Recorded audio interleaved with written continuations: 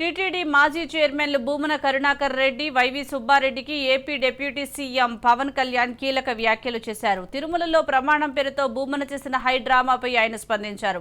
లడ్డూ పవిత్రతపై వ్యంగ్యంగా మాట్లాడారని, భూమన నాశనం మొదలైందని పవన్ వ్యాఖ్యానించారు.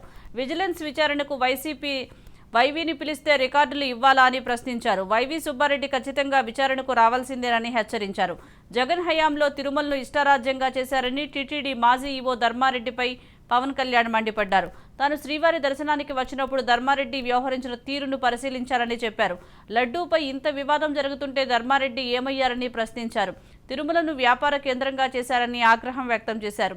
ఆధ్యాత్మిక కేంద్రాన్ని పర్యాటక కేంద్రంగా చేశారని పవన్ ధ్వజమెత్తారు.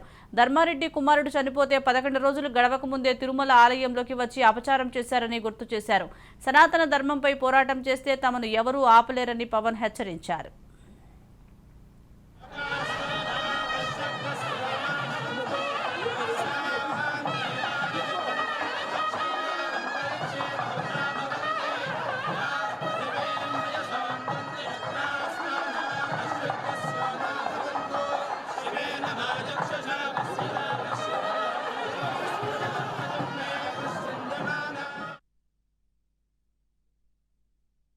నన్ను విమర్శించే ప్రతి ఒక్కరికి తెలియజేస్తున్నా, గొడవ పెట్టుకోవాలంటే చాలా బలంగా గొడవ పెట్టుకోవాలి. కానీ నాది పేదవాళ్ళ కష్టాలు, క్రిమినలైజేషన్ ఆఫ్ పాలిటిక్స్, వీటి మీద మేము మాట్లాడతాం, వీటి మీద తప్పించాం. ప్రజలు బాగుండాలి, కాన్స్టిట్యూషన్ వాల్యూస్ ని అప్హోల్డ్ చేయాలి, రాజ్యాంగం బాగుండాలి, వీటి కోసం తపన పడేవాళ్ళు. కానీ సెక్యులరిజం పేరు మీద, secularism is not one way, it's two way.